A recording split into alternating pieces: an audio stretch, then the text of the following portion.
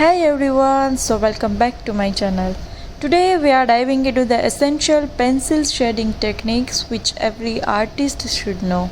I am here teaching you the basic techniques like pencil hatching, cross hatching, contouring, cross contouring, normal shading, smudge, gradient shading, succurar, random line, basket hatching and directional hatching.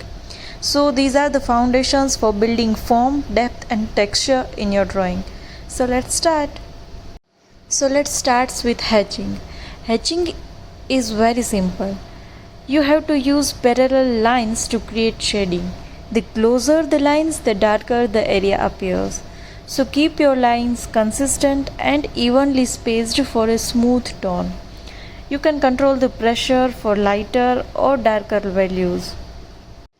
Now the second is cross hatching.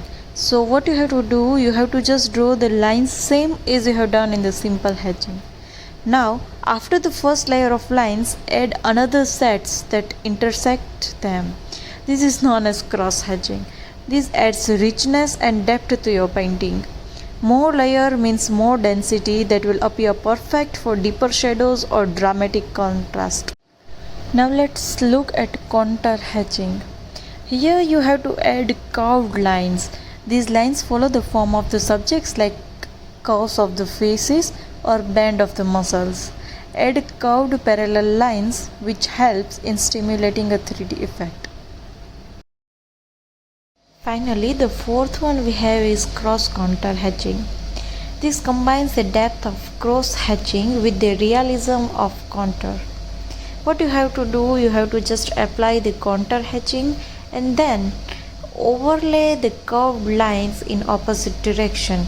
You can add both horizontal and vertical curved lines. So this is it. This is cross contour hatching. Now we will do normal shading. It is also called as tonal or flat shading. You have to use side of your pencils, that is just tilt your pencil and start shading for smooth and consistent coverage. This is the foundation of all shading. You can keep your strokes light and even. You can overlap slightly for clean and soft look. This is it. Next is smudge shading. Firstly, you have to apply pencil shade or even you can use graphite. Now after that, you have to blend them by using the blending tools. If you don't have professional blending tool, then it's okay. You can also use earbuds, tissues, or even you can use your finger. This will create a soft and almost airbrushed effect. This is perfect for skin and shadows. Now let's create gradient blending.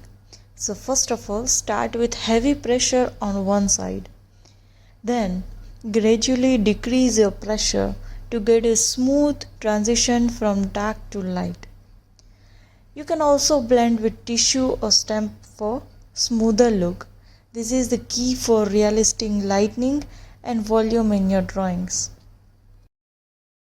Now we will move to circular shading. It is also called as circulism. You just have to draw small overlapping circular motions to build soft and even tones.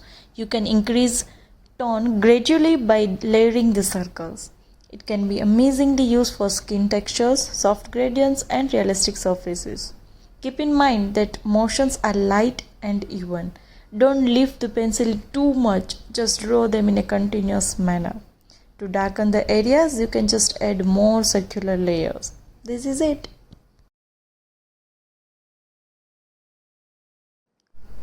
Now, random line shading is loose, energetic and textured. Use scribbles or overlapping lines to fill your form. You can control your light and dark areas depending on the density you want. It's great for texture like fur, grass or sketchy textures. Now we have stippling. Stippling is the art of shading with dots. The more concentrated the dots, the darker the value. Though it is time consuming, it gives beautiful textured results. Ideally, they are used for detailed works and ink style drawings. To understand basket hatching, draw horizontal and vertical strokes forming small boxy patterns. Basket hatching uses short repeating strokes in alternative directions like weaving fabric.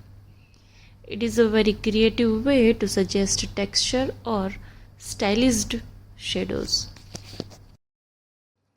Now the last one is directional hatching. It uses lines that flow with the foam. So instead of straight lines, you have to follow the shape like wrapping around a sphere or muscles. This helps your shading feel more natural and dimensional. So here we are done with the pencil shading techniques.